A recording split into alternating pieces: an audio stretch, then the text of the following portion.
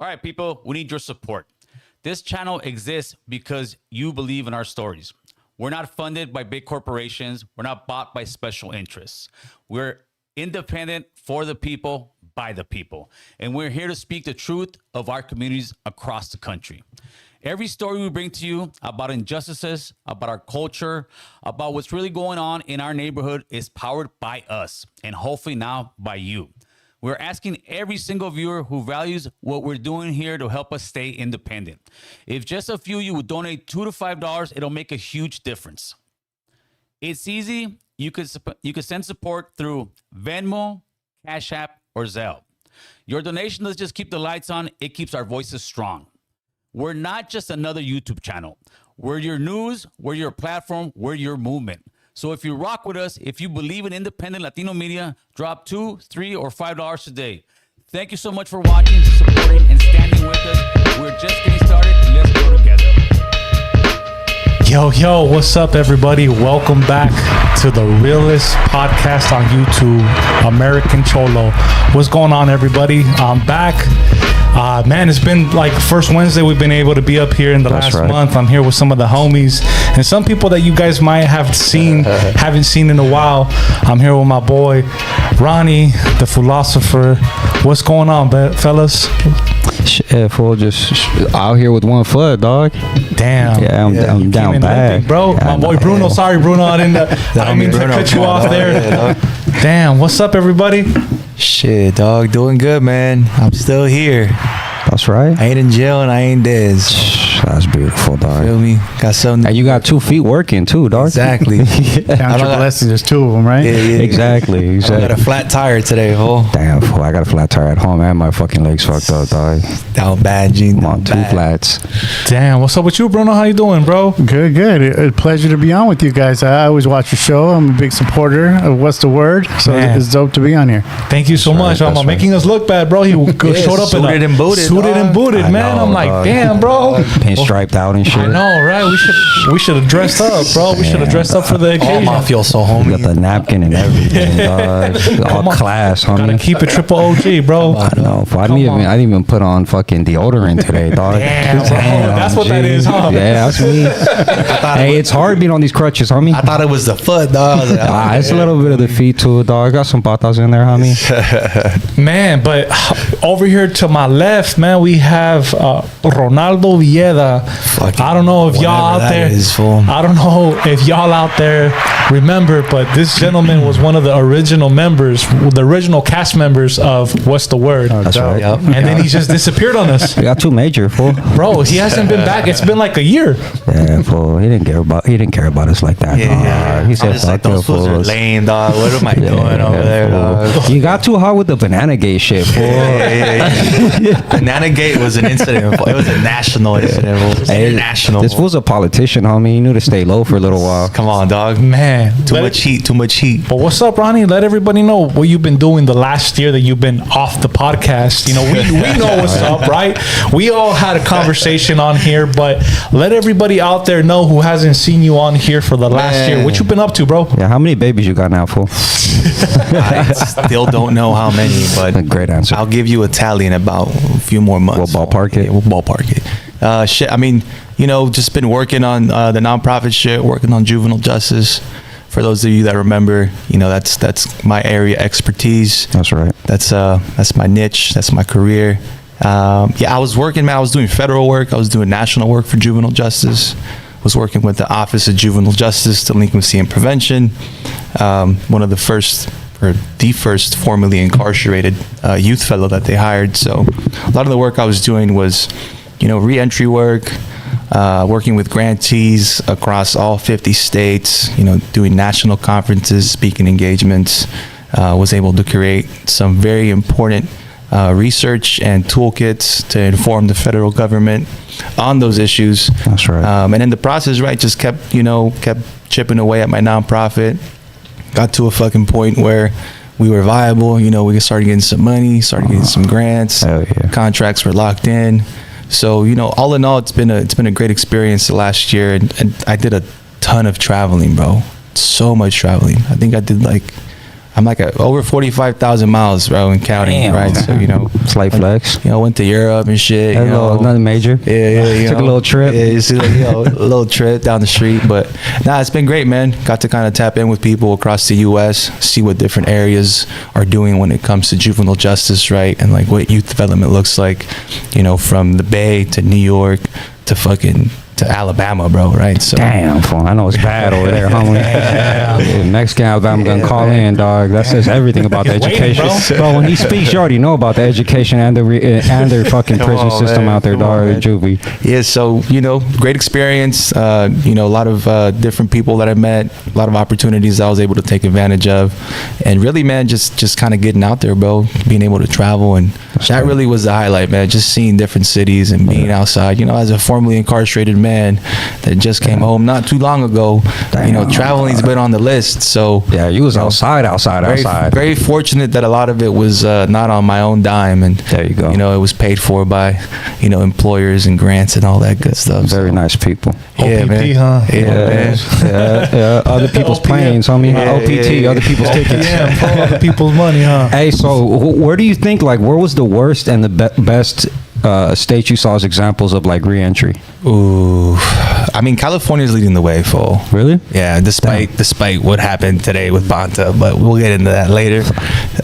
California has been at the forefront. New York also has some great, models that we can point at for just youth development, re-entry, addressing the underlying issues of youth incarceration. That's right. But you have states like Texas and Alabama and Florida that are still kind of stuck in the old ways of doing things. Yeah. And there's big disparities there in the sense that they're still sending kids to prison for their whole lives, and it's just we shouldn't be sending fucking kids to prison for their whole life.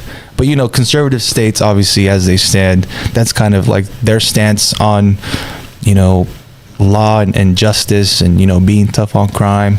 So unfortunately, for a lot of the areas out in the boonies, they don't really get much resources or much support when it comes to going through the system. Yeah. And it just kind of becomes a self-fulfilling prophecy. Fools get into the system, they graduate, go to the next level. But I would say Montgomery, Birmingham, those were probably two The worst that I saw. They got some cool shit, but it's just the homie said earlier, it's for show. It's not a real or intentional model to really fucking try to help those kids. Political, get you off the back. I mean, it's dollar signs, man. Got kids busted. It's a dollar sign. It's a taxpayer dollars, man. Transfer fee. Yeah, dog. What's up, philosopher? How you been, bro? Haven't seen you in a minute, dog. Well, I'm out here just ducking beams and shit, dog. They just falling out the sky, homie. Nah, I've been good, dog. Moved a little bit closer. But yeah, man, I was at work, dropped this big ass 800-pound beam on my foot. Damn, bro. You want to know what's the crazy part? And it didn't break, full? Nothing broke, dog. I'm Iron Full. Fuck Iron Man, homie. Iron Full. All those trees you kicked paid off. That's it, dog. I just walk up, tap the chest, homie. Little suit comes on, Mexican flag outfit, dog. You know what I mean? Right. Take 800 pounds like nothing, dog. Bring the torta out, homie. Come on now. Certified. Yeah. But I mean, we're on green side of the grass, homie, so it's all good. Still That's breathing. right. And for a lot of people watching right now, he's not new to the platform, but he's new to the show. Bruno, what's going on? Such a pleasure to have you, bro. That's right. For those individuals that may not know you, can just quick little overview, introduction, who you are, what you do. I grew up with Gil, for one. I've known him since about 89, 90. So I've been around for a minute. Cool minute. And it's Damn, why you say it like that, fool? Damn. From not just saying from the sandbox, so you. A lot of times, I don't have very few friends that I grew up with that we're still friends, right? So that's a testament to your guys' friendship, for sure. So one of the things, and it's the whole kind of he mentioned, checking the boxes, the whole bunch of camps, YA, all that type of stuff. Grew up, did corporate America for a minute, and just always kept trying to figure out what my space was. Right, came back to the area, moved around with work all over the place, came back to my area, and reconnected with a lot of good folks. And so I originally started a nonprofit that was arts based. And so I don't know if you guys aren't from LA, but the Venice Beach Art Walls, that's a program I've been running for the last 13 years. I have a contract with the city. And as we got more and more into that, with art, with graffiti comes, arrests and vandalism charges. So we slowly started getting more into justice reform, where that was always where my heart was. So through that, we developed relationships with the city attorney. I think we mentioned with the district attorney when he was out in Frisco, kind of working with the juvenile justice stuff, trying to figure that out. Developed a relationship through the city attorney, the neighborhood justice program that helps people get cases dismissed or cases not filed. From there, became a mediator with the city attorney's office. Diversion. Talking diversion, yeah. And so through that, got on advisory board to the district attorney, and just kind of been funded, same thing, grants, everything like that. And we're blessed as well, just trying to figure out how we could help people. So that's kind of where the direction we've gotten into now, where we're offering a lot of different services, not only the mediation stuff, the dispute resolution stuff, but getting cases dismissed, working with expungement, helping people with reentry, but more adults now, because again, to his point, that there's a lot of programs, a lot of people that are in the space that it is for show, or it is the results aren't necessarily there other than what the grant requests or other the documentation requests. So we've kind of took a step back and said, I'd much rather stay quiet and actually help people. And so now when you look back and say, we have, less than 5% recidivism rate for the last 5 years. Damn. With, over 1,200 participants, you can start to say, like, you know what, we might not put that on our website, but we know. And so when we meet and talk to people, it's been rewarding. And so through that, when I saw American CHOLO podcast, my vision, and when I sat down with them, was I loved the idea of having a more intellectual platform where we could have conversations like this, where we're not just talking about the YouTube yada and all that type of stuff. Where we could talk about, we could joke around and we can have our times. We all got war stories, bro. But at the same time, it's instead of just focusing on our past and all these years in incarceration on the bad side from the first hand, we're more focused on what we're doing in the future. So Gil and I got the space, and it's been cool, just to work with them, talk with them, and just kind of get a clear vision of what the future looks like. And again, where it's not your time to play and there's a time to work. And absolutely, Bruno. Do you feel like, I think you touched on something that I think we talk about all the time here on this platform is, seeing just the media that's out there, right? The internet's a crazy place. And you mentioned something about brown men and women, brown folks, having more of an intellectual conversation. Well, it's actually, I think even before the cameras came on, we talked about the possible Berkeley opportunity, and I talk about my opportunity at Pepperdine. I teach a LAPD law enforcement de-escalation class where we help LAPD understand their biases, understand some of the things, how they interact with the community. We bring in 30 members of the community, and we bring in 30 members of law enforcement, and we do some role playing. We do a lot of different exercises, and so through these types of things, I start to see where there's like definitely like a breakdown, and even again, but I think it's like through our own fault when you're talking about the types of conversations we have, and I get it, sometimes I myself, there's sometimes that I can't stomach a lot of like the content that our people put out, because I just don't take anything out of it. I don't get anything out of it. I don't learn from it. I'm not inspired by it. I've heard the same story 1,000,001 times. So to be able to sit down with people like you gentlemen and have a real conversation, not only about what we're doing, but just sitting down for 5 minutes, everybody said, how can I help you? What can I do? And that's the type of stuff I'm talking about, where we're not tearing each other down. We're not gossiping. We're not arguing. And when it's not all, again, show for the camera, it's how do we not only help ourselves, but what we're doing to help the community. So I don't know if you see the commercial now that Gil's running, where we're doing free tattoo removal, because that's a whole nother long conversation we'll get into, but we're doing it free expungement. We're doing, again, if you need help with resume, if you're doing help with reentry, you could just come right in. My office is right here. We'll sit down and we'll actually sit down and help you. There's a ton of people that need letters for court. There's people that need the pretrial diversion type stuff, where you put together a packet to help people with their sentencing.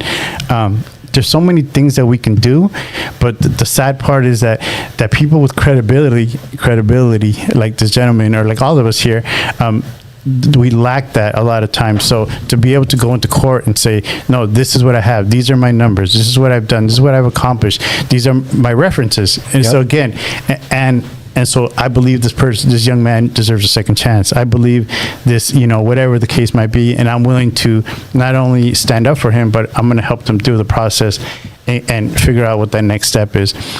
But if we're just sitting here again, just talking trash and just gossiping and tearing each other down, where are we ever going to get?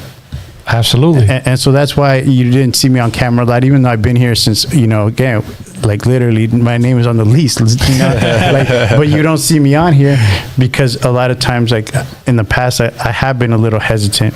But again, the opportunity to sit down with you, especially, gentlemen right here, like I hear some of the things you guys say, and I just think like, wow, like that's what we need more of. And yeah, again, later we could joke, and another show we could talk trash and whatever. Yeah, but there's got to be a point where we take like not only ourselves serious, but our community serious, and the responsibility we have for our people serious.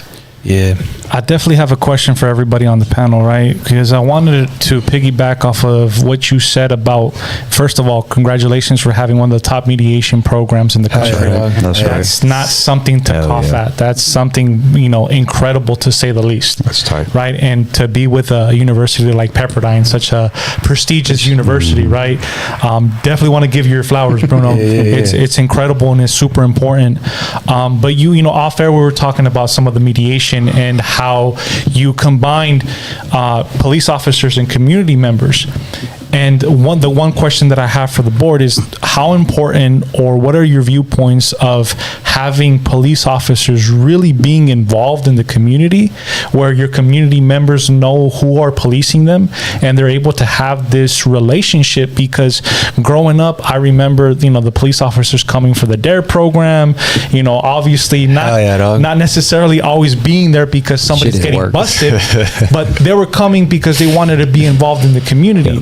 And now I see less and less community involvement from our law enforcement. So the question to you guys is, how important do you guys think it is for law enforcement to be actively involved in our community?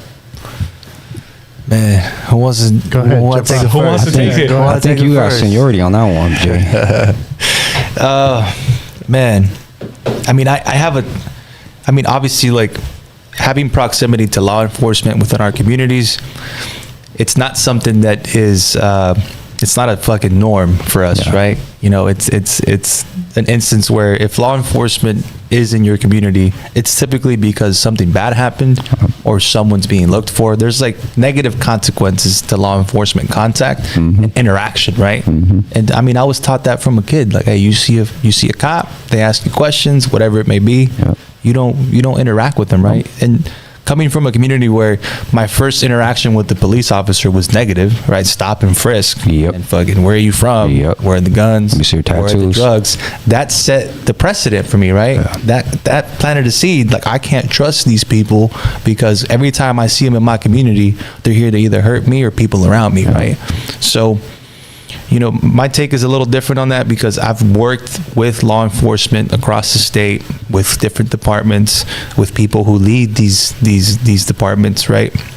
And when it comes to like community involvement, a lot of times it's to check the box, right? They kind of find the people within the community that they can align with, that are sympathetic to their, their cause or their mission, that are able to, that they're not going to really push back, right? And when it comes to having like critical dialogue and discourse, and to have the real conversations of like, this is how law enforcement has impacted us as a whole, and how we create accountability, right? How we create intentional next steps forward to actually repair those harms. I don't think that's ever gonna happen, bro. Because when it comes to community involvement and, law enforcement trying to, engage with community, they have their events and, they do the toy drives and whatever, right? But like, none of it's intentional, none of it's meaningful. And I don't think, until we can have those real conversations where there's like real accountability at the table on both sides, that's the only way that we're ever going to move forward with law enforcement, bro. And it's just, it is what it is. There's rhetoric, right? There's politics.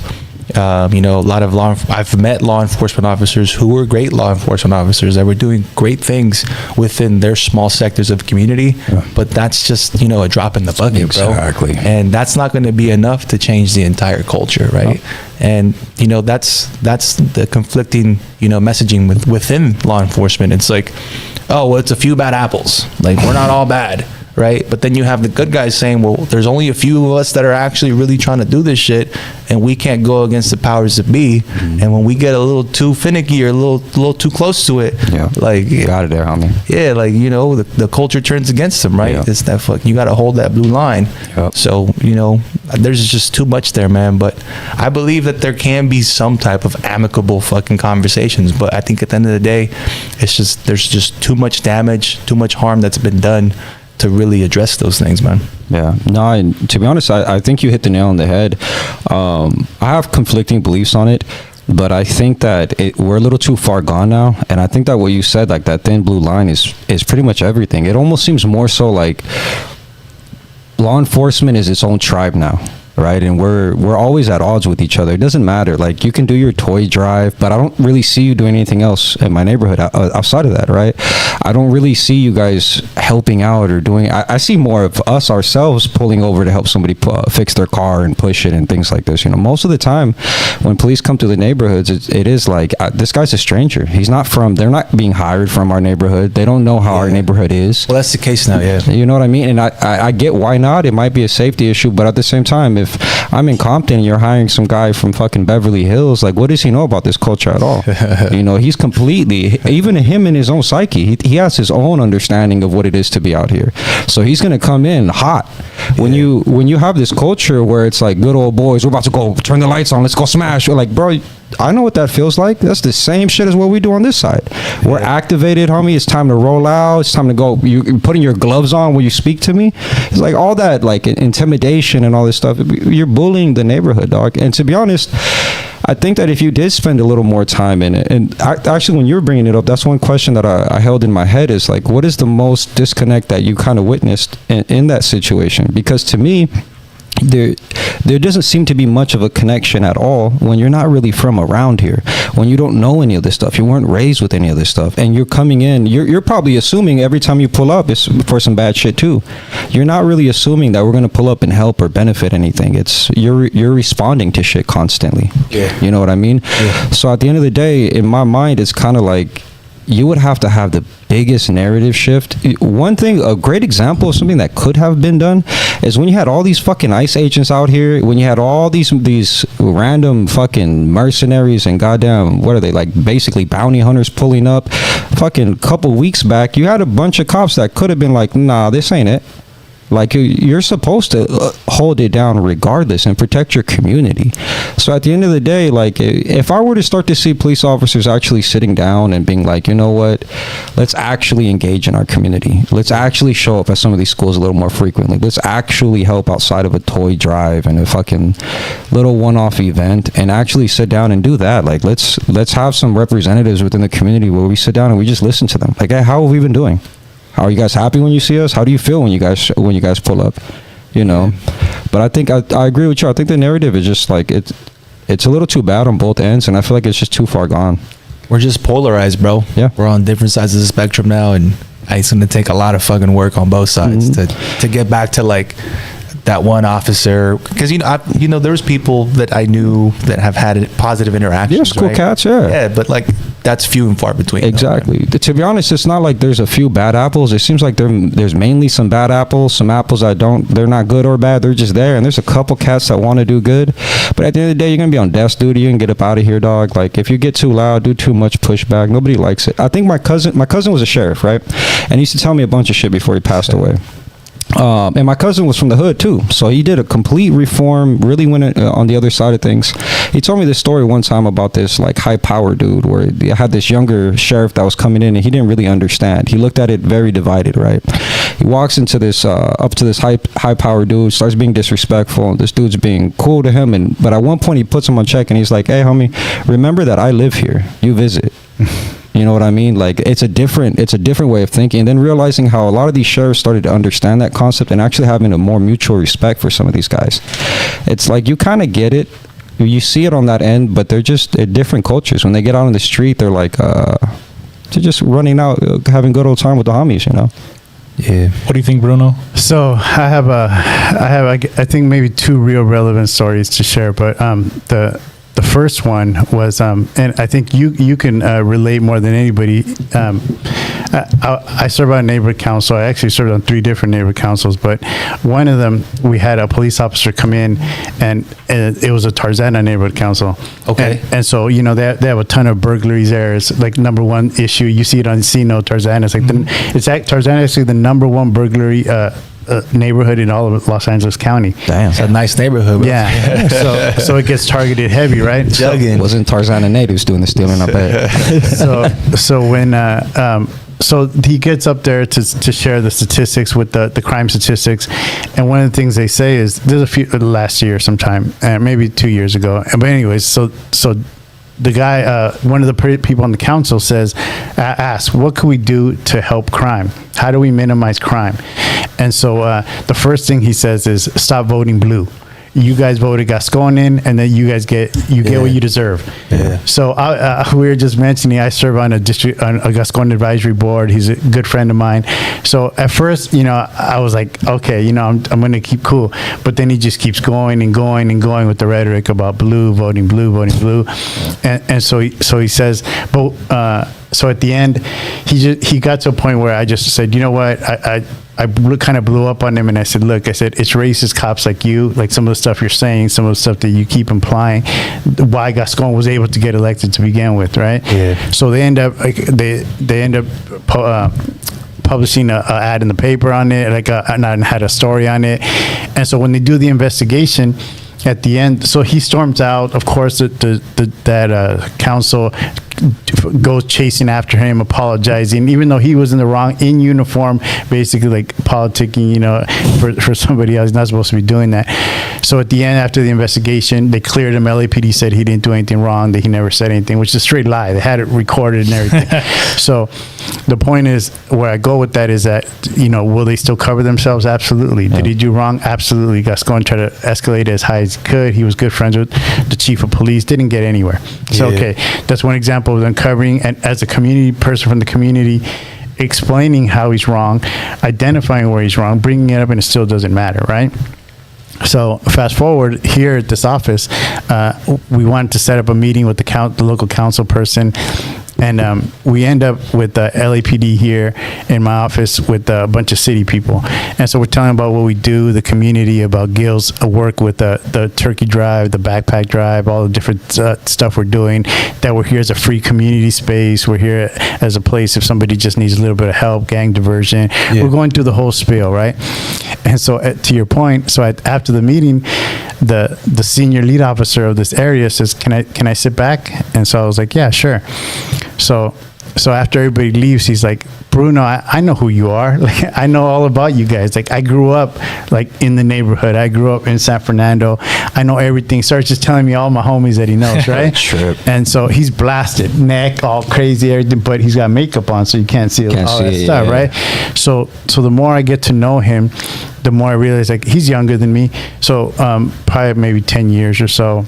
But he's been in the LAPD forever, right? So, but the fact that, like, when I'm talking to him and he goes, oh, I saw your homeboy so-and-so, I went by to check on him, make sure he's doing good, like, to help him out of uniform, not as an officer, just as a community member. Yep. And so I started, like, realizing, like, all these people he helps out of uniform. He does way more outside of uniform than he does in uniform.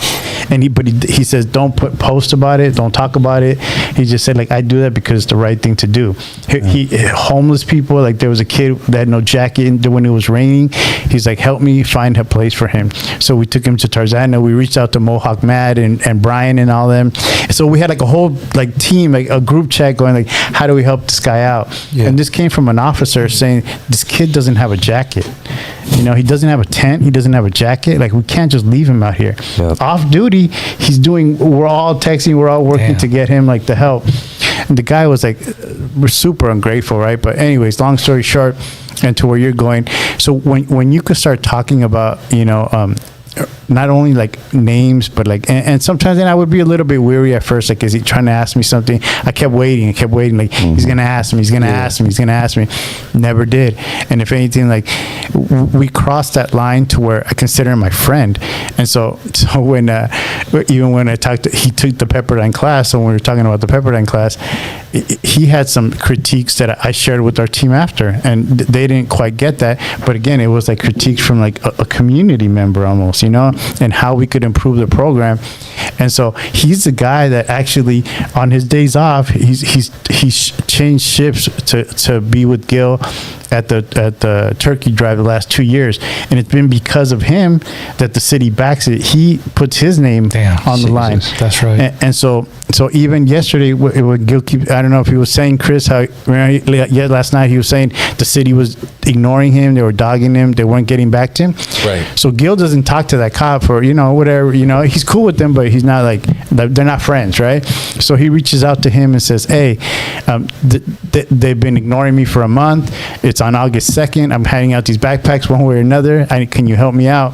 The city immediately gets back to him because that cop reaches out to the city. Yeah. So that's here locally in North Hollywood. Yeah. So when, does that mean again that he's welcome here whenever he wants? No, because even he's conscious of how it could look, and so he'll say like, oh, I don't want like people to think that, you know, you guys are, you know, get you in trouble. And I'm like, I'm 50 years old, like you know, I've been working in the space for how long? Like, I don't think that I'm gonna get in trouble. I don't, you know, I'm not an active gangbanger. I don't answer to anybody like that. But I think it's that breakdown, and it's even like again back to our community, like, oh, you talk to cops, like, well, that's my work, that's what I do for a living, you know, like I help people navigate the justice system. I help people that are trying to understand, as opposed to just getting arrested, like the traditional retributive justice system, where it was just you get arrested, you go to court, your public defender pleads you out, you have a conviction now, and now you're dealing with that for however many years as an adult until you expungement and all the laws that have helped us with that. But before, that's a whole nother like episode we could do on expungement and what the old justice system did to us.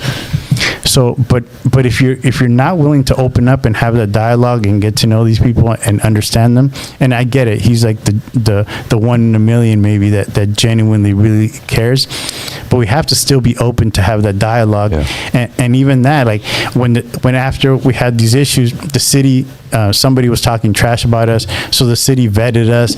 They went through all this crazy stuff. We had to have all these different references, show tax returns and all this other crazy stuff to show that we're legitimate, that we've had contracts with the city of LA for 13 years. But it was that officer. That's right, homie. That's right. It was that stopped counting after that. that said, oh, yeah, we did. It's 13 plus 1 next year. That's right. That's crazy. But it's that, you know, again, like, it was that officer, you know, it was that, to your point about the toy drive, like he puts our logo on there, where like where I'm from, like it could be considered a clique from San Fernando, it could be considered a graffiti crew, it could be considered a gang, because we actually came out of North Hollywood, our founders. So it's like, and he's willing to put like our logo that hasn't changed, is like still represent all of us and say like, this is who's here, and then catch that heat. Like, I mean, what are the cops? You know, again, how many cops are going to do that? I think that's a prime example when you get out of your feelings. Your feelings are not facts. Exactly. And it's something, you know, it's something that we've been talking about off air, and I talk about a lot about the issue I feel that's happening in our country and in our communities is how polarized we are. It's divisiveness. Bro, like we're divided. We're super divided. You know, everybody's on opposite sides, no matter whether it's politically, whether it's in the community, fiscally, socially, you know, fucking your gender, gender, all of pronouns, right? All of that, marriage, and that's the issue, bro. And that absolutely is the issue, because I will continue to say it, your feelings are not facts, and if you don't have the emotional intelligence to sit down and have a conversation with somebody who you might not agree with, where you don't understand their viewpoints or you don't agree with their, voting choices, their political party, or whatever it may be. Yeah.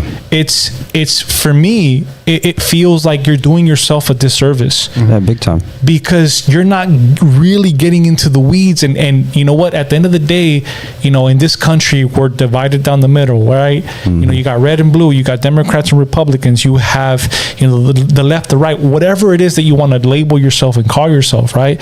But we have more things in common than we want to admit. Yep. But our own arrogance does not allow us to sit there and have a conversation. Because if you would have had that mindset of like, fuck the cops, I don't want to have a conversation with them, right? Everybody in blue, like, nah, they're no good. The buck would have stopped there. Then that's it. Yeah. Exactly. You would have never had the opportunity to continue to give back to your community because you guys have more things in common than you don't. But you had that conversation. But to your point, I think when we talk about how we critique each other or to what standard we hold each other to, for me, again, so I just got off of work, right? And so I go, today we're at the public defender's office talking about something that's coming up.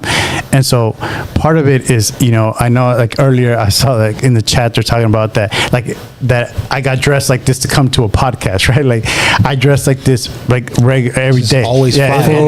Tell them they never dressed like that before, G. They don't got a pinstripe in the closet. So the thing, even like when you walk in and you say like, oh, it should have been in a t-shirt, or should have been like this, or should have been like that. Like, I feel like, and that's always been like my biggest like concern, like to have to like dumb ourselves down to a certain extent. And there's a difference. Like, so I'm sleeved down, So I walk in and if you see like jail tattoos and all this different other stuff on me, like, even like yourself, but you have cool hair, you got the whole suave Try thing to do looking, everything else hey, Alabama Mexicans He's have a a town with hipster, that. fool. He's a hipster. Yes, sir. But it's even like how we talked about that cop that covers up his tattoos. Yep. It's how you're perceived. Yes. So a lot of times, like, so me in a t-shirt, like I could tell you, like I'm talked to different. Yep. People look at, and so for us, like as a group, Especially people in power, dog. yeah, 1,000,000%. And so I'll tell you, like one of my mentors before I was sleeved down, when I just had tattoos like up, my arms and stuff.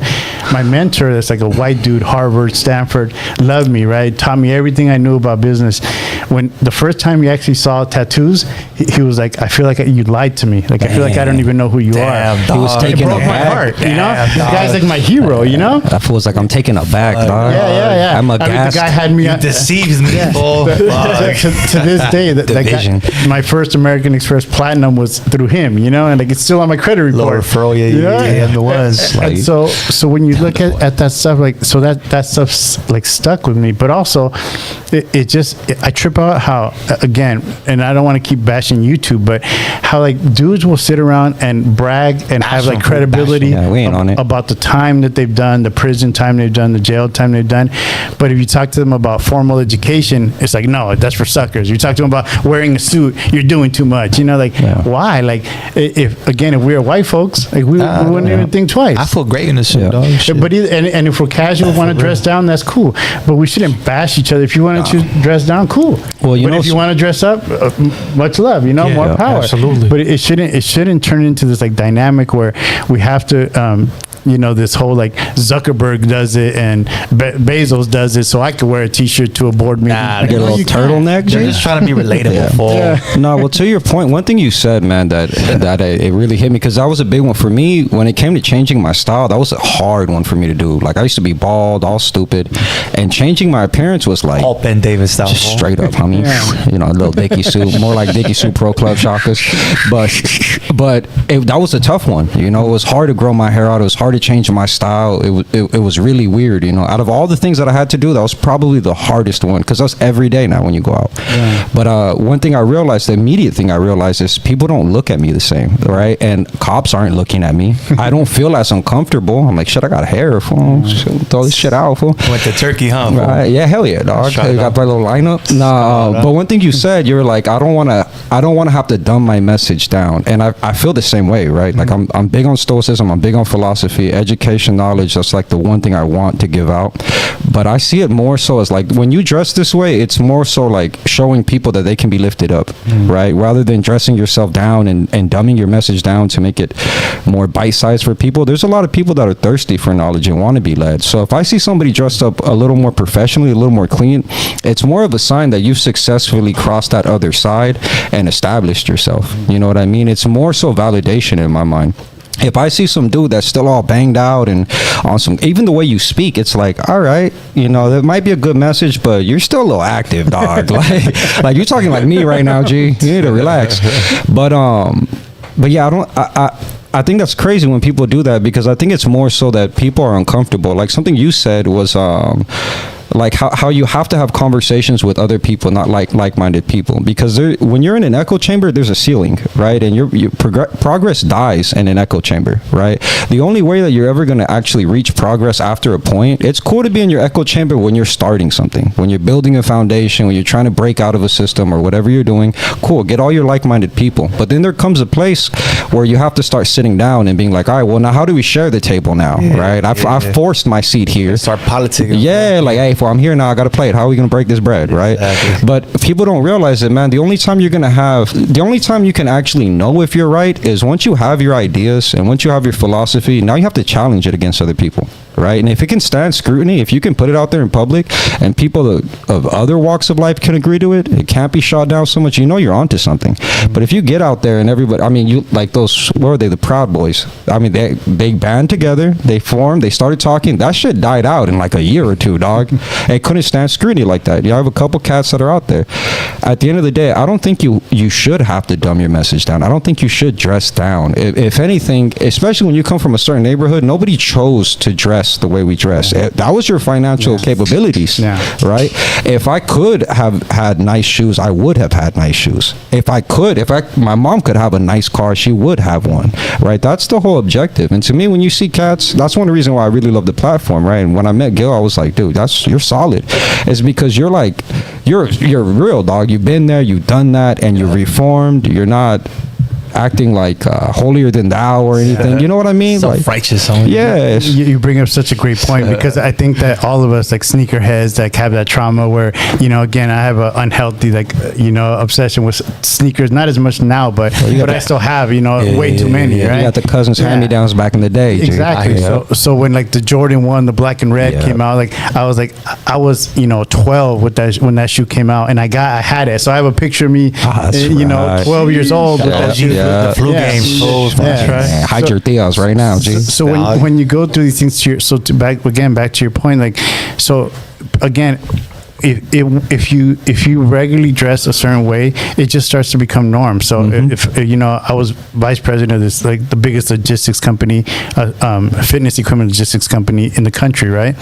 And so I wore a suit, and my mentor, again, Harvard, Stanford, we didn't wear ties every day, but that was at a time when ties were still in. So when you start to kind of like, when you get a tie for Christmas and you get a tie for your birthday, or you get a shirt, a nice, you know, $200 dress shirt, you appreciate it. And to your point, I'm not sitting there thinking, oh, I'm gonna stunt on the homies. No, it's like, you know what, like my mentor gave me this really nice shirt, now he gave me cufflinks, like now I'm starting to understand this, I'm tailoring my suits. Like you start to expose yourself to something other than and not that I don't rock Jordans, not that I don't rock, you know, whatever, Dunks, Air Forces, whatever. That's right. But at the same time, socks up to the knees still. but at the same time, there's times that I feel like a fool if I'm wearing the same thing that my daughter's boyfriend's wearing. 100%. That part. So you want me to rock, you know, the 8s that just came out this weekend when her boyfriend's rocking them? Like, no. I know. I felt the same way with my girl. Yeah, like that's the point. Back to the point. I'm 50 years old. Like, I'm a damn fool. But people will sit there and say,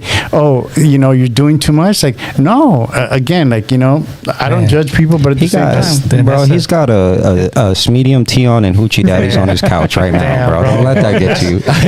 That's a great transition right there. That's crazy. That's a great transition. Talking about being, being under the microscope. Currently, I wanted to pass the ball over to the homie Ronnie right now. That's right. We talked about it when we first started the podcast. I wanted to be back, G. But being under the microscope, currently the youth system in LA County. So Ronnie wanted to pass. Maybe you guys can share some information on what happened today. Have fun, G. Enjoy it. And how that's going to change the juvenile justice landscape. Yeah, man. So Attorney General Rob Bonta had a press conference today, and he filed a motion in LA County Superior Court to put the entire juvenile system in LA County under receivership. What does that mean?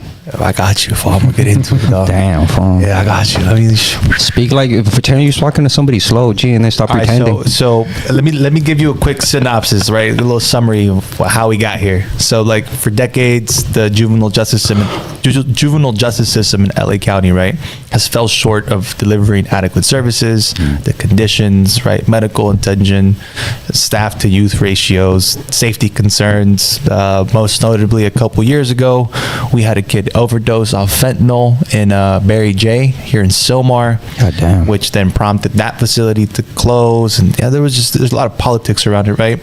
A lot of drugs that have been going in the facility, other overdoses that have happened. So over the course of the last few years, there's been county intervention and there's been state intervention with the LA County probation, right? The juvenile justice system here.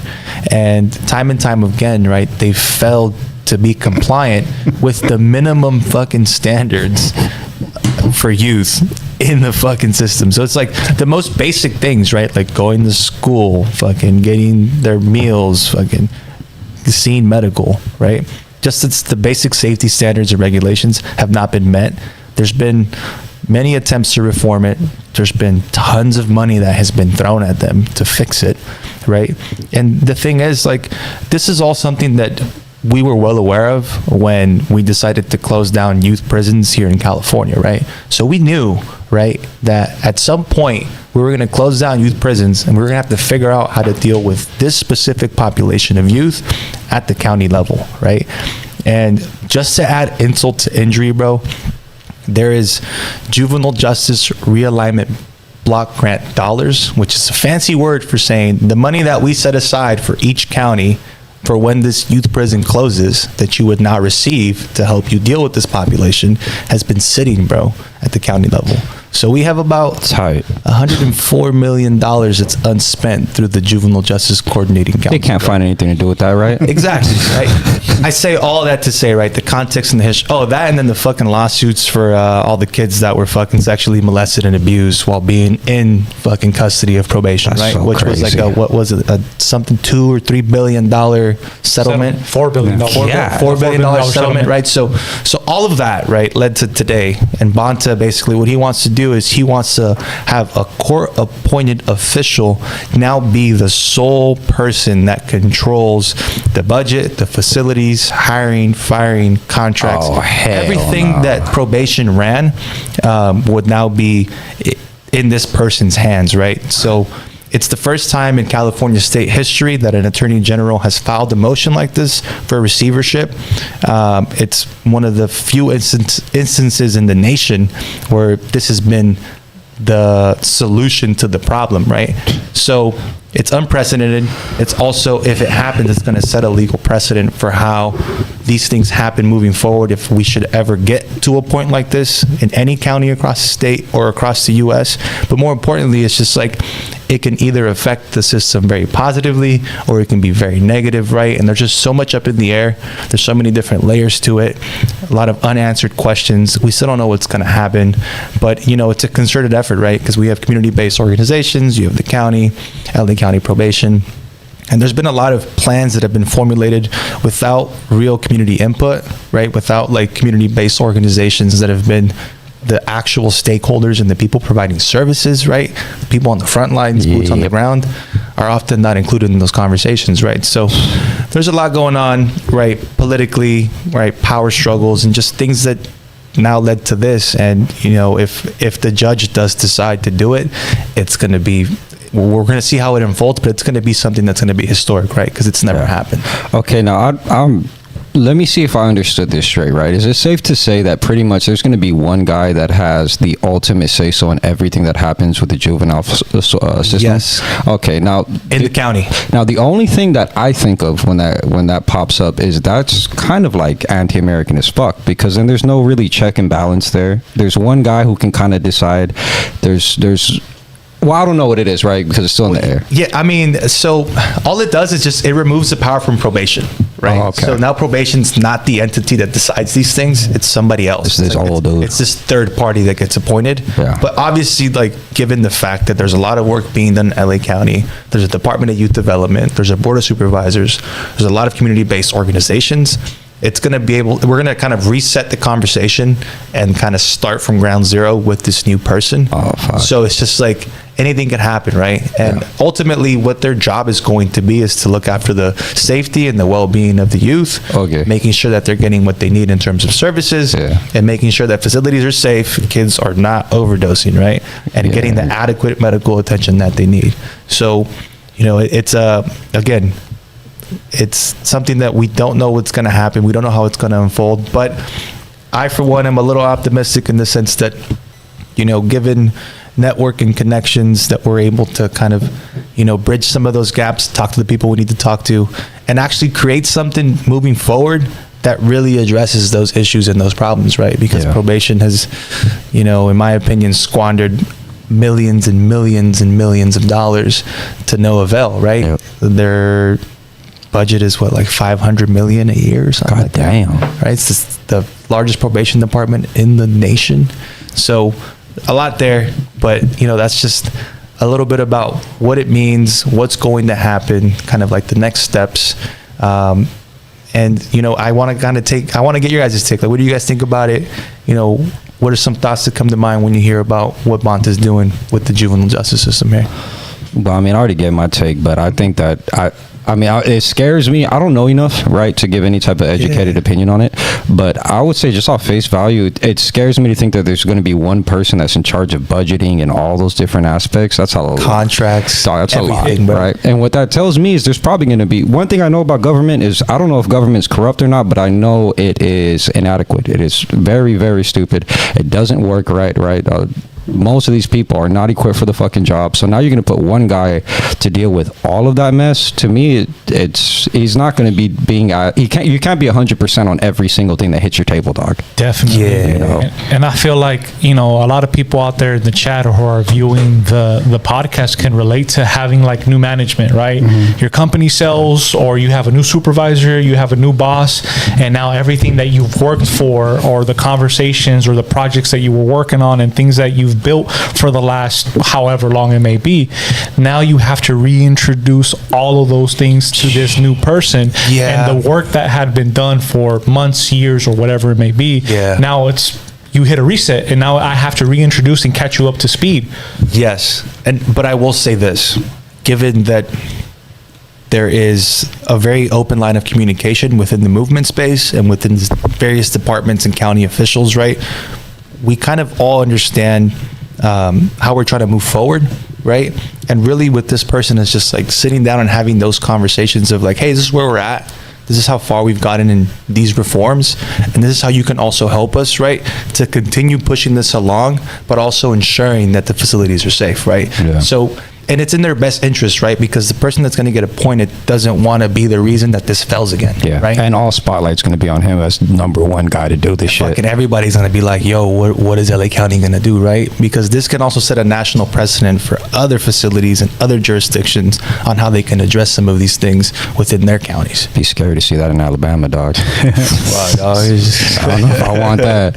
So one of the things that I think, in my opinion, why we got away from like the juvenile justice system was, of all the experiences that I ever had with management of people that I would run into, I don't know if they ever fully acknowledged like what was going wrong. And just if you remember, towards the end of the youth authority, when they started to shut them down, it was costing taxpayers over $300,000 a year to house one juvenile. God. Yeah. 300 up to 330. It's like 900,000 in LA County right now, bro. So they had got to Shit, lock me up if you'll give me the money. Put them through school. Shoot it. And I think you touched on something. Damn. I think off camera when we were saying really. And the more I thought about it, you know, I would sit there and I would have these conversations, and I would always. I never understood why they would sit around and kind of like celebrate like the good work they had done when, again, at the time when I paroled or Gil paroled, the recidivism was at between 93 and 95%. Yeah. 93 and 95% recidivism, and you have people celebrating what they did and costing taxpayers $330,000 to keep us locked up, knowing we were just going to go right back and eventually to prison, right? Can you explain recidivism for people who don't know? Going back to jail, reoffending. Literally reoffending. Yeah, reoffending. Like getting busted, going through the system, getting out, and going. Damn, Chris, I thought you knew that, dog. No, for the That was audience. for me, fool. That was for me, dog. Relax. That was for me, That fool. was for philosophers. Yeah, I know what recidivism is. But just to finish that, so when you don't acknowledge a problem, like if we sit around and again, right, even this short conversation, we've already started to acknowledge some of the challenges we have as a community, right? Yes, sir. But to have like these experts and these directors all sit around and say like, let's clap at like the great work. I get it. I'm not saying like, but it's the end of the road. You know, the youth authority system failed. You know, it ended, right, for fiscal reasons, for Gladiators recidivism pulled up. rates, yeah, for all the reasons that it failed. To have like a celebration, like I just didn't quite get that, and so even that disconnect when I would sit down with them and say, okay, so what are you doing, you know, as far as like the county, LA County, what is the plan? And so a lot of them said, you know, I'll go in and I'll do consulting, or I'll help with my experience, but there was such a disconnect when they're asking like members of the community to try to hook them up with like the contacts. Yeah. And I was thinking like, you've been with the youth authority 25 years and You don't know nobody? Yeah, you don't know nobody? Yeah. Exactly. And not only that, like, so I would think that, again, when you talk about in the world of consulting that's so huge in business and in every field, that you'd be able to get in there and they would be able to help the county out. But that the fact that there was such a huge disconnect to me, but again, maybe you would be able to answer this. I don't know if the county thought, well, that system failed. What are they going to teach us? Yeah, I mean, a lot of like reform and advocacy has been done in the county. You know, we have unanimous motions that pass to like reimagine and reform the system. But, you know, going back to like the point you made, right? Like if the four of us start a company right now and our product fails fucking 93% of the time, our fucking company would I'm not- out of there so long ago, dog. Our company would I'm not flipping exist, so bro. fast, Like, G. Yeah. and you know, but the thing is, when you look at it, right, like the way that I see it, bro, this is my personal opinion, dog. Like, you know, fucking the carceral system in the country, right, and wherever, right, well, in this country specifically, you know, we've commodified black and brown people to be the bodies that sustain it, right? Cattle. So it's not going to be in our best interest to really address the underlying issues of why kids are in the system to begin with, right? It's job security. You want kids to keep coming back, right? And it's the reason why kids, you know, caught a bullshit offense at 11 or 12 and we're on probation for fucking 10 years, Hit you right? 30, player. You know, like it's just like the system, it's not in their best interest for them to rehabilitate you, to give you, you know, support and access to resources and et cetera, right? So, you know, the system's doing what it's meant to do. Obviously, when it comes to like law enforcement and the political rhetoric, there's so much there. But like, you know, at the end of the day, it's just taxpayer dollars that go to a system that a lot of people aren't really informed about, right? Yeah. Like all of this kind of happens in the vacuum. People don't really know what goes on. You know, it's kind of hard to get information. You got to really be in it to understand it. Yeah. You know, a lot of attorneys, a lot of people that I know across the state that have been doing this work for decades, bro, for us to get here, right? It's the main reason and the main proponent why I fucking got out, or else I'd be in prison, right? Because laws were passed. But it's just like, you know, not being able to acknowledge a problem is one. To deflect and scapegoat and blame other people for it is another. And then ultimately it's just like, it's not in my best interest, bro. And I'm gonna look out for my best interest, right? And you got so many different players. You got the fucking probation unions. There's just so much there, dog. So much money, so much power. You got CPOC, the Consortium of Probation Officers of California, bro, which is a lobbying arm for probation. Like, bro, it's massive. Yeah. So to touch on that, I think we've said this several times on the podcast where if you go back through history, and I know I've heard you touch on it at times, where if you go through history and you say, like, let's just say even to go back to the Zootsu riots with like the moral panic and the stuff they told us, then you transition to super predator phase, you know, and the war on drugs and all these different things. Like we were talking, Gil and I, and we were saying, like, they keep playing the same card on us over and over. You play spades, it's like the same 8 of spades. Like, I already saw you play that, fool. Like, it's a full deck of them, dog. You know, so it's the same trick every time. Yeah, I mean, 30s, 50s, 60s. and so you go through these examples, and you could even like line them up and say they told us that immigrants were bad, and that's why the Zootsu riots. You know, that they were draft dodgers, that they were And this, they were communists, and then you go into again they're unredeemable, they're super predators, they're this or that. Well, that was proved to be a myth. Yeah. So The theory is a myth. But so you go through all of these things, and it's like the same rhetoric over and over and over again, and society just keeps falling for it over and over again. To your point, you know, where do we get to that point where we could sit and go, here's the 8 of spades. I already saw you play that. Like, I got you. You know, Well, this BS. You know. I mean, I think that my last point I want to make on this, right? It's just like, That sucks. 'Cause I got a question for you after this. You're good. I mean, you can ask me the question, but like, He's not answering. no more questions. Nah, it's just like, you know, the pendulum of justice swings, right? You have like the get tough on crime, then it kind of swung back, and we had these reforms, and you know, we had the Prop 57s and the 47s of the world, and all these things happened, right? And then recently, last election, it kind of swung back, right? We lost Gascon, and really, it's just like you take the thing that happens is like the media and conservative people and just people that don't think we should be lenient or at least provide these services to youth. You know, you use specific cases, right? Like Gascon, that's the reason he lost his election, right? There was a handful of kids that were able to benefit from the policies that he passed that ended up getting out, and they reoffended, right? Yeah. So that was all used against him, right? Fuck. So a lot of political layers to it, man. It's not like a very clear and cut situation. There's a lot of gray area in the middle, right? And I feel like, you know, juvenile justice advocates have been doing the work for so long, and we've been fighting just to get here, right? Just to be able to reform it, just to be able to try something new, to do community-based alternatives and all this diversion and all that shit, right? Fucking prevention work, and because it all goes hand in hand, right? But, you know, at the end of the day, I feel like, you know, the politics kind of bogged it down, and people in power, right, were for it and then kind of against it, and you know, it just got very murky there, man. And you know, when you look at it from a big picture perspective, it's like just the pendulum kind of swinging back, right? And now we got to do the work again, swing it back the other way. It's just like it's a fucking never-ending cycle, bro. Okay, so let me ask you a question, and just a quick one, because I know there's probably some other subjects y'all want to touch on, but this kind of got me a little curious, man, because you are somebody who directly benefited from people actually taking the effort and the time to try to get some progress done on that side of it, right? But at the same time, my opinion of it kind of feels like the conversation that we had in the beginning about police and community, and it being like, dude, this seems like just a hill you can't really climb, right? Like it seems like there's never really going to be total reform on the system.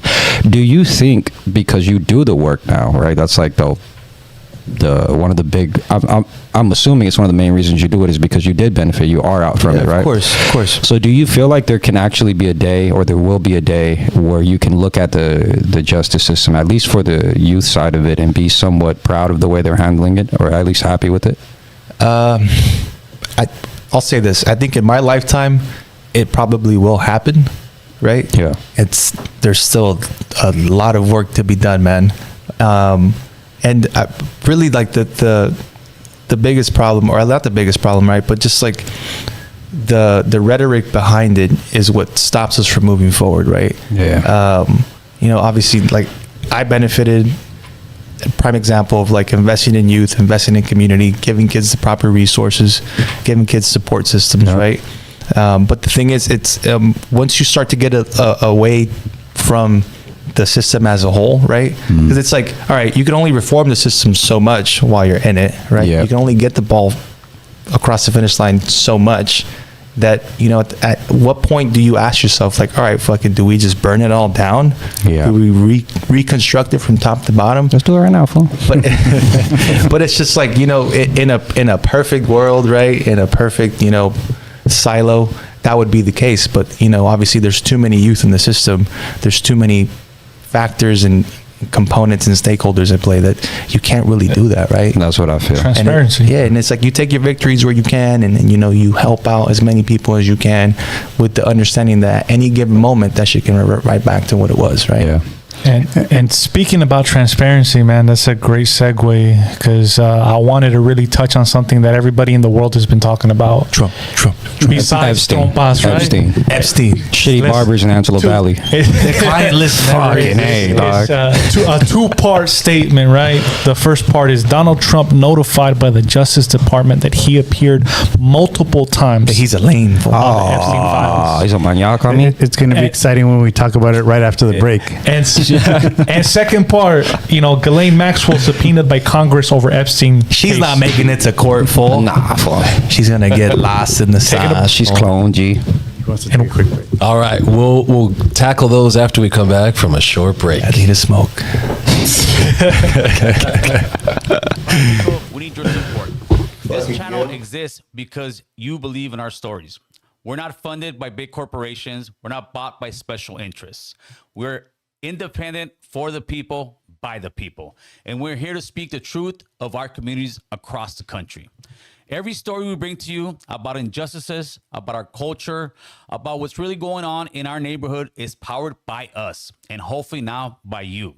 We're asking every single viewer who values what we're doing here to help us stay independent. If just a few of you would donate $2 to $5, it'll make a huge difference. It's easy. You could send support through Venmo, Cash App, or Zelle. Your donation doesn't just keep the lights on, it keeps our voices strong. We're not just another YouTube channel. We're your news, we're your platform, we're your movement. So if you rock with us, if you believe in independent Latino media, drop $2, $3, or $5 today. Thank you so much for watching, supporting, and standing with us. We're just getting started. Let's grow together. Are you dealing with a busted pipe, clogged drain, or no hot water? Don't stress. Call the pros at Rockstar Plumbing in Chatsworth. Our licensed and insured team handles it all. Fast, clean, and reliable. From leak repairs to full water heater installs, we've got you covered. Trusted by your neighbors and rated 5 stars across the valley. Call now, 818-814-3044, or find us online. Rockstar Plumbing. We don't just fix pipes, we rock them. All right, guys, you guys know the American CHOLO platform is here to inform, motivate, and educate. And in today's turbulent times, a criminal record or a bad tattoo can leave a long-lasting mark on your future. That's why we're giving back. We are now offering adult criminal record expungement and free tattoo removal, exclusively for Los Angeles residents. Don't let your past define your future.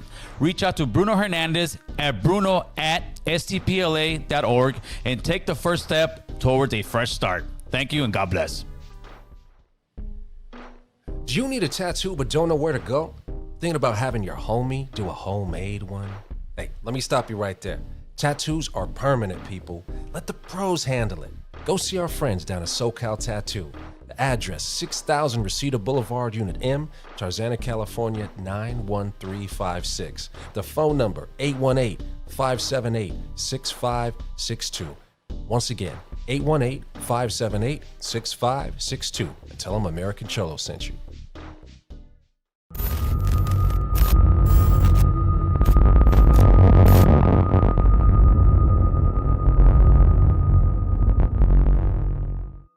Yo, welcome back. So for those that are just joining us or just joining the pod, before we went to commercial break, had a statement, 2-part statement that we made. Moving on to the next subject, right? It's something that everybody's been waiting. I wanted just to wait for this time because I know this is going to take a big chunk. My windows are fine. They didn't get broken. Trump, G. Dang, So talking dang. about trompas, wait, whoa, Bro, hey, yo, chill, B. Jesus Christ. Hey, no, that's Nice all- try, Diddy. Yeah.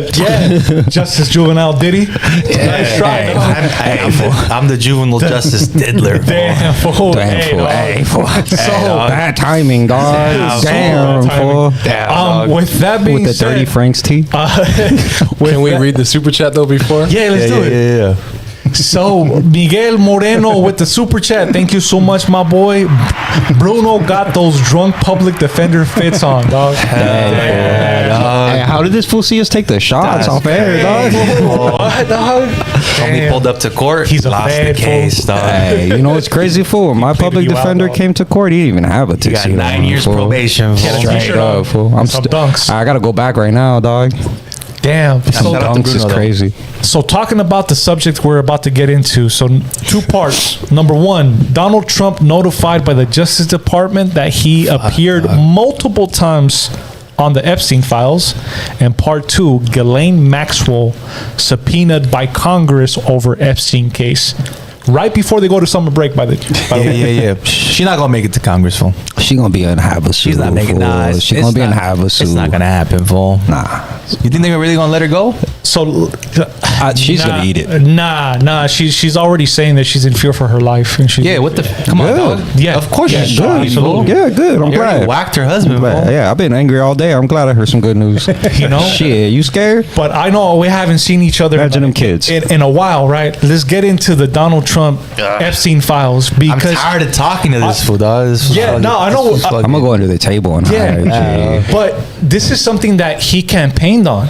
This is him something. and all his cronies. This is Yeah. something since 2016, since before that, right? That he was perpetuating for the last decade, Yeah. and now an about face.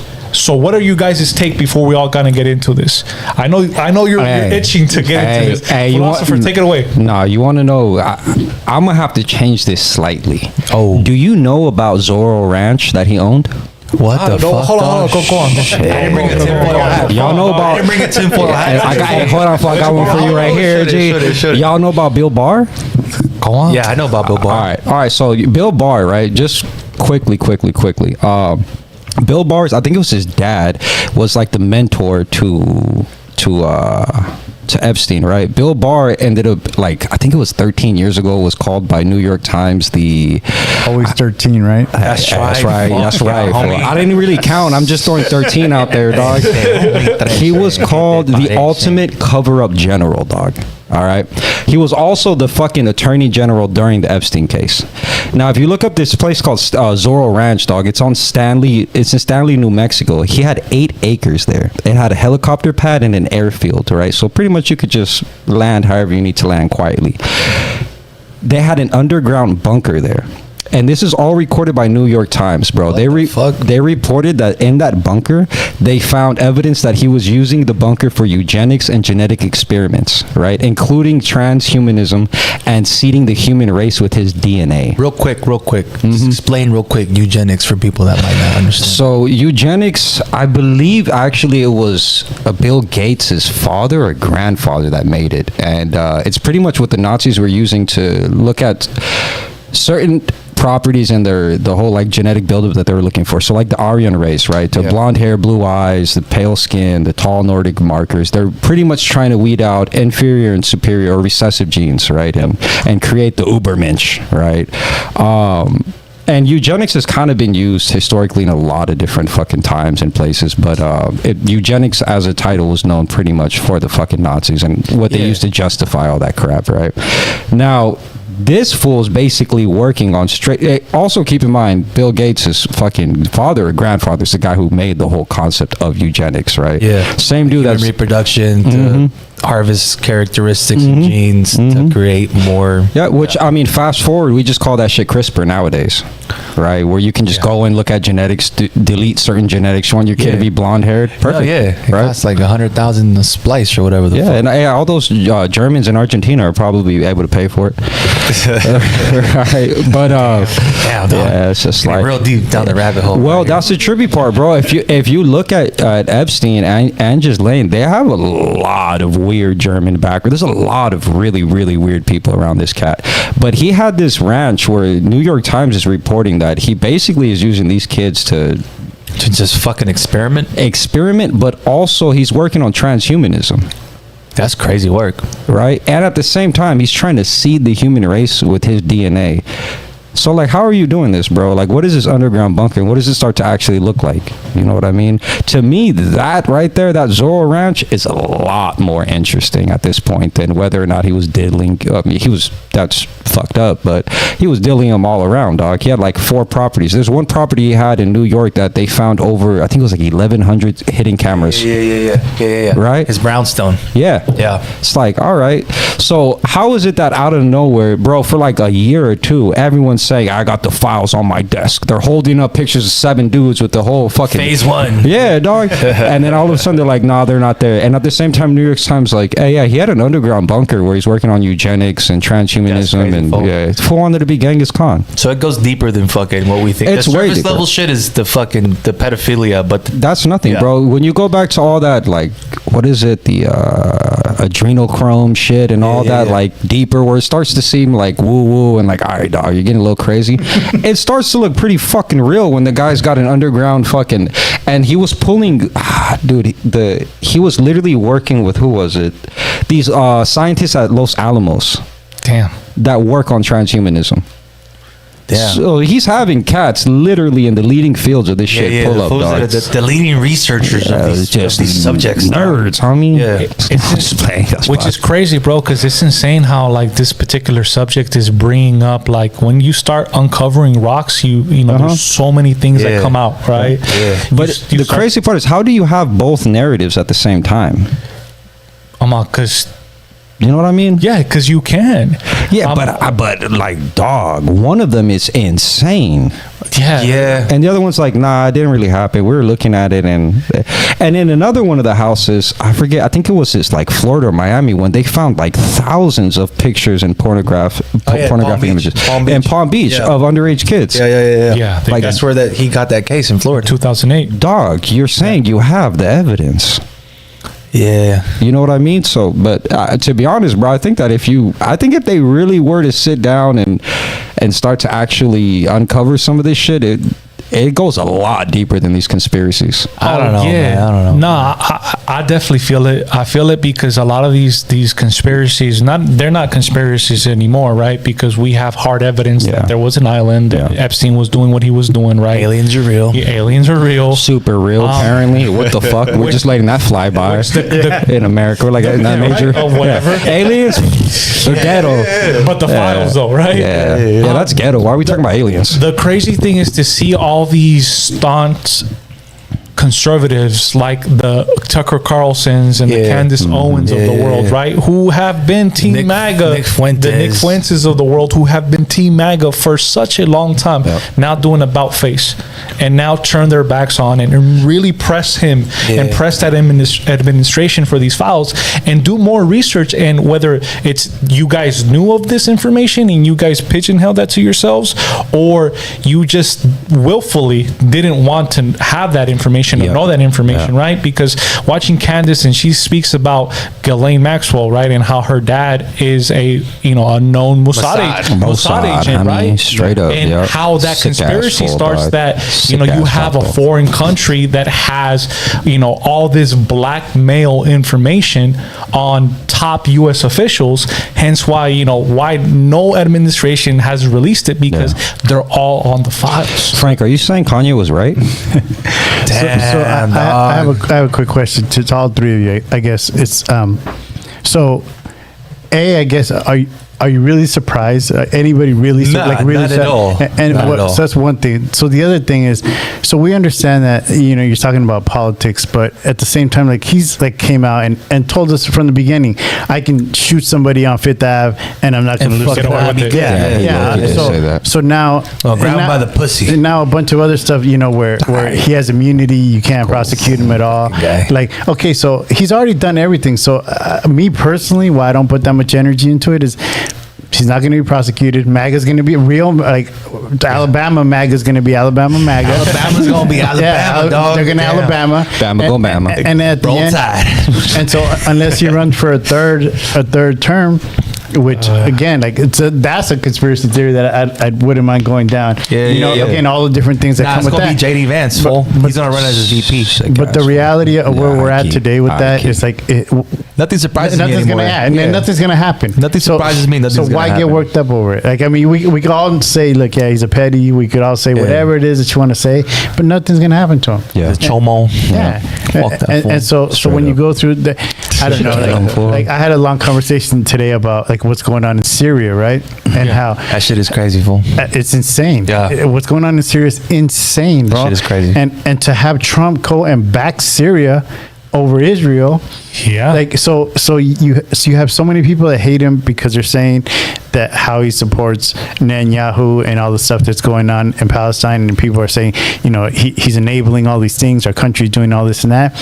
But then in the same sentence he goes, oh yeah, and by the way, he's against Israel because now he's pro Syria, what they're doing. Like it make sense. Yeah, they made him like a messiah when he was back into Israel. It's insane. I mean, so smoke and mirrors, politics, the fucking dog and pony show. So You know- it's got to the point where to me it's like I will say though that like when your initial question is, was anybody really surprised? Unfortunately, I partly was surprised, only because it was the first time you had a guy that wasn't related to every other president, right? Every single president is Part of the club, though, fool. Fuck, I didn't want to believe it, dog. I wanted to believe that. Come on, fool. You're not just a billionaire and fucking you're not a part of the club. But I mean, look, in my mind, it's the first time we have a businessman running America, which is a corporation. It kind of made some sense. And he's talking all this shit. To be honest, it was the greatest long game. Talk the mean game, Greatest fool. lie of all Mean game. time. Yeah, mean game. Fool, bro, do you remember when this motherfucker had Chick-fil-A talking shit about like fucking McDonald's and shit? Yeah. Like he had marketing changed when this motherfucker came around. He was just roasting dudes left and right. And you never seen, politicians have always like argued with each other and then you party later. Yeah. But their argument was like, he's not a good guy. Yeah. This guy's bad. Slap on the hand. Trump was like, yeah, this guy's stupid. He's slow. He's probably dead. You know, like it was the first time you had a guy that seemed like he was actually kind of pushing back a little bit. When it happened, it wasn't surprising. Like, what the hell? It was like, God damn, this was calling. Let's go, man. We wanted. Yeah, Damn. What the fuck? Hey, you guys. Hey, I put the number up there, bro. 'cause I knew somebody wanted to call. Oh, we were on a roll, and you wanted some education to get involved. Hey, the white peas are in the house. hey, let me cook, man. What up, Alabama? You ain't got a stove, player. You got a burner. What's up, G? Long time no talk. Hey, what's up, yo? Hey, Bruno got a pass. American Cholo said I can't roast Bruno, but you guys can get it. You know what I'm saying? Ponle. Arre, pues. Hey, Bruno, how you doing? Good, brother. I was going to talk to you about Puerto Rico. You still out there? No, I'm here for a couple more days, and then I go back. I got me a girlfriend with like 50,000 miles over there. Nice. 30, you know what I'm saying? Did you do all the tourist stuff out there?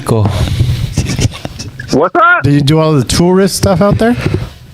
Yeah, I went to go see the old San Juan and all that. But hey, let me cook, man. You know what I'm saying? I went to see Bad Bunny, fool. Shut You went up, to see dog. Bad Bunny. Come on, dog. Stop it. Hey, Mark Anthony, I really like that cool hair that you have today, man. I was born with it. I've had it my whole life. Nah, he went to Turkey, for real? fool. He went to Turkey. Yeah, I went to Turkey. Fool. hey, it's hard out there in the AV with them barbers, dog. Hey, who's the homie that works with kids Stop that keeps on saying bad words right there? Ronnie. Yeah. Oh, What, hey, we need a nickname hey, for bro. Ronnie, dog. Banana game muffin. hey, fool. is he half Cuban and half Mexican? I'm half Puerto Rican, half Cuban, a third Jewish, and fucking colonialized Oh, Spanish. fool. damn, fool. We got an infiltrator out there Damn, in here. fool. G. Hey. Nah, I'm kidding, had- fool. I'm kidding, fool. I'm from Guatemala. Hey. Homie, what's up? Just joking, man. Has anybody ever told you look like Fidel Castro and the lead singer from the Tucanes? I love that, bro. Actually, Fidel, I'll take that one, fool. I'm a revolutionary, fool. The Tucanes, Sick though, I ass need a fool, bullet or dog. something funny like that. Yeah. Sick ass fool. You do got a little Castro going on. Yeah. The hat's almost the same, fool. Yeah, It's the it's a fucking little checker. stash, fool. Yeah. Hey, what happened to Doughboy, man? He's working, bro. He's working, Yeah? dog. Yeah. What? Clean up. Hey, Where do you Alabama. work at? Hey, Alabama. Hold up, fool. Do you remember when we were talking about Ilya and fucking what's his name's fight? The Brazilian Charles. Yeah. Hey, what happened, dog? Man, bro, I had a bad experience, man. I told you. Holloway, full Holloway. Fool, I told you what was gonna happen. I told you he was gonna sleep him in the first round, dog, and he sent him to the Astro World, bro. You gotta call your fights better. Hey, that little fool got power, bro. I try to tell you. I'm gonna consider more of your feedback, but you're always high. I can't take you serious, motherfucker. You ain't never been sober in like. You take the test out, you get Pretty high scores, sober right homie. now. Look Come at my on, man. eyes, fool. Look. Man, you put Vicine on your eyes, man. Hey, did you guys know if you go to La Vallarta right there in the valley and you get like the rotisserie chicken package and you say Doughboy from American Cholo, you're getting the next one 12 tortillas? That's crazy. Damn, Well, he's fool, not even here, dog. You got crazy, homie. Damn, dog. Damn, fool. Hey, I didn't know Tony had a special. What's it called? Yeah, I'm about to go right now, about to go, fool. fool. Hey, you said just say Tony, fool. Yeah, just say no Doughboy from American Cholo. That's that, homie. Yeah, it's over, dog. Damn. What's up, Hey, Alabama? what are you guys talking about? You guys talking about Epstein again, man? I guess. Fool. Nah, we was just kind Hey. of wrapping up. Yeah. Hey, we're Kind of relevant right now. I don't know. Hey, Mark. Hey, little Mark bit. Anthony, before you go to bed today, I want you to get real faded, and I want you to see that documentary they did on those women that I think it was on Netflix, whatever.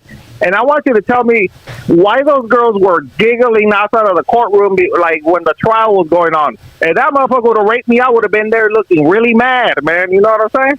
I would hope you would be pretty mad if you got raped, dog. Yeah. Yeah. Yeah, but them girls were outside the courtroom giggling and taking selfies, like if they had like won like some type of like award for a film or something. I don't know, player, but you're gonna have to football the raped women question to somebody else. You're gonna have to, yeah. catch me today. Hey, nice try, Chris. Diddy. You ain't gonna do me like that, though. I ain't gonna cancel. Hey, Chris. Hell no. Hey, Chris, is Chris there? Chris, can you watch that documentary and Crazy. give me some feedback on that? Damn, bro. Yeah, dog. He's like, hey, watch it, get faded, and watch it before you go to bed. What the Damn, fuck? fool. Hey, what kind of dreams you be having, player? Hey, Bruno. Hey, Bruno. What's up? Hey, you look like you go to the bar and order virgin micheladas, man. Bro, I thought you were gonna roast him, dog. What's That's up? crazy. I thought he got a pass. Yeah, G. Oh, you know Hey, what this that- motherfucker that's after a- that. like a He ain't got no motherfucker, control.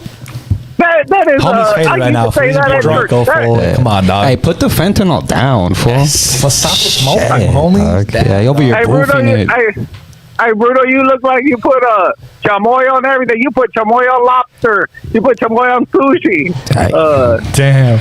What's up? What You put it on. You're losing steam, player. 50 seconds. Yeah, that's it, bro. That's it. Hey, open your joke book. Wrap it up. Wrap it up. Wrap B. it up. You got 50. Hey. What's Go back in Hey, your Boy notebook. Scout. fool. last thing? What's up, G? Boy Scout. What up, dog? Hey, you look like you're Hey, writing a Chacal. book on women's rights, fool. Yeah, dog. Damn, your lady, fool. Fuck. Damn, bro. That's right. That's right. Hey, I'm just fucking around, man. All good. I miss you guys. I'm happy you guys are finally back at working, man.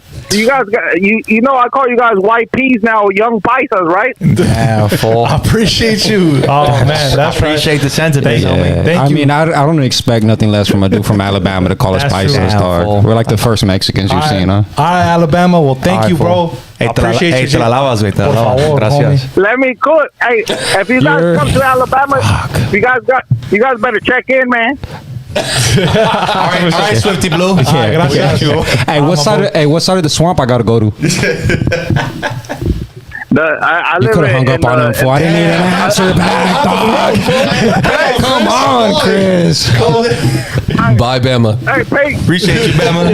Yeah, his little voice fading off. I just put the number up just for him. I know he was waiting. bro. He was Why would waiting. you do that? We were actually Dog. talking about important shit. I know. Fool's bro. like, hey, what do you think about these girls that got raped but were laughing, Anthony or Mark Anthony? Handle this one.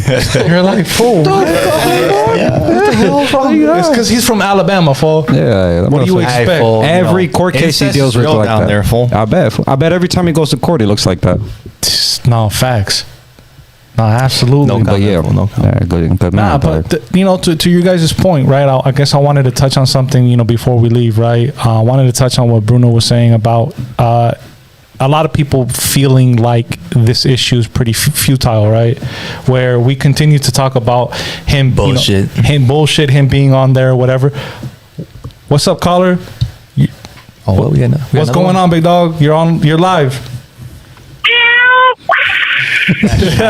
Damn, that's right. He got us. Got him. But Good job. you know, like talking about, you know, it being futile. Like I Damn fool. let's do it. Fucking Damn, Chris that's keeping right. him rolling, fool. Keeping them rolling. Got a couple more minutes. What's up, caller? You live? Salute to the What's the Word podcast, philosopher. What's up, homie? What's up, G? What's the deal? What's the deal? What's Mega up? Man, salute. Oh, what's up, Mega Man? What's up, G? That's right, G. What's going on, big dog? Hey, I had a question for Mega Man. Is the beef with American Graffiti still on? West Coast Graffiti? What was that question for? Beef with graffiti? West Coast Graffiti. Yeah, West Coast Graffiti. I don't know who had beef with him. Mega Man, is it Mega Man there? No. Oh, okay, my bad. It's all good. You know what's funny is Mega Man's a whole other dude. That's why I thought you were him. I was like, oh, he's calling in. No. He sound a little different. No, 'cause the title was I could have sworn I saw the title, but you know what I'm saying? I'm on that THC. My bad. Oh, you good? That's You good. right. Nothing major. Yeah, I'm not like Alabama where in Puerto Rico stuck. You know what I'm saying? Yeah, it's hard to find another But band. yeah, man. So is Trump gonna be in the hot seat, or does Ghislaine Maxwell gonna have to put him out there? Man, bro, like kind of like what Bruno was saying. I think everybody's feeling like nothing's really going to get done. I think it's important to continue to press the issue, and obviously, you know, all chomos need to be outed for sure. Body. Bodied. Straight up. But unfortunately, Outed. Hey, I mean, to Bruno's point, right? Like, Yeah. you know, to Bruno's point, he's already kind of laid the Right. foundation for him to be able to walk. Yeah. Yeah. No shit. Hey, did y'all see Laura Loomer cheerleading for Donnie? Nah. Bruno, did you see it? No. Yeah, she was on Patrick Bet-David. I'm like, yo, yeah, he was gonna Did give me see a that job. actually, yeah. Yeah, philosopher, I know you tight. Crazy fool. Hey, so was she kind of like on the cool, like a little fluffer in between, you know what I'm saying? The Republican Party, you know what I'm saying? She was in the mix at the parties or I think what? so, dog. I think she likes to soften him up a little bit, G. Just a little fluffer. Little fluffer. Nothing major, dog. Well, nah, because I mean the way it looked, the way she was on the interview, Yeah. you know what I'm saying? She was just co-signing everything, bro. Yep. Right? Yeah. I think you're going to see a lot of cats doing that right now, like trying to soften the blow a little bit. I think you're going to see a lot of cats that are still going to go hard for Trump, and I think you're going to see a lot of cats Right. that want to preserve their self a little bit, right? I mean, there's only one or two things you can do, which is admit that maybe you were wrong, or try to continue to soften the road for him and make it seem lesser, you know, which I think that's exactly what Ghislaine's whole point is, right? You only care about her now. Like this whole time we've been icing it over, but No shit. I think that was just trying to soften the blow. Right. Mr. Bruno, I got one question.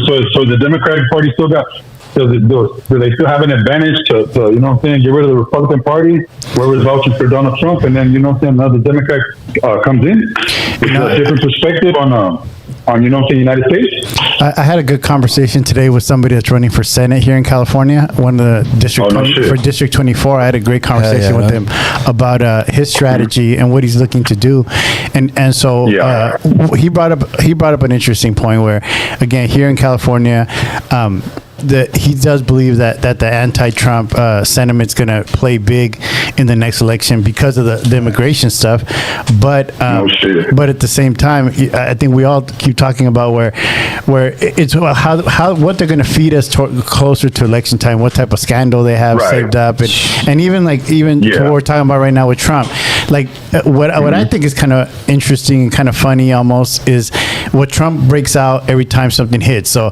you know, he gets linked with something or linked with something, then it's Obama. We have the smoking gun, the MLK. So I think he was sidetracking too much. Every time he gets asked about that, we're gonna see the Area 51. We're gonna. Are we still talking about the Epstein gang?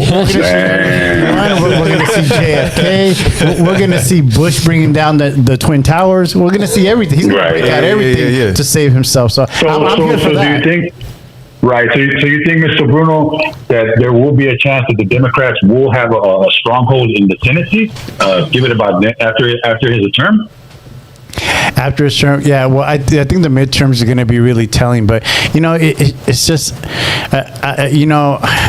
I think about this a lot, and I watch like to see like who's stepping up, and I think it's funny Gavin Newsom trying to take the gloves off, calling him a son of a bitch and all that. I think that the rhetoric is definitely changing. I think the strategy is changing. I think, but back to even the initial conversation, it's so disappointing to me to see how dumbed down American politics is getting, and how like how juvenile it is. Where it is like now we're talking like pedos, we're talking new scum, we're talking. You know, all this like crazy stuff, like, and now crazy. Him calling the president a son of a bitch. Like, I think even he caught himself. And I'm not a Newsom fan or anything, but for him, even when he said he called him a son of a bitch and then took it right back and said, "It's the president of the United States." I think for a second he had a little bit of civility, but because it just doesn't sound right, like coming from the left.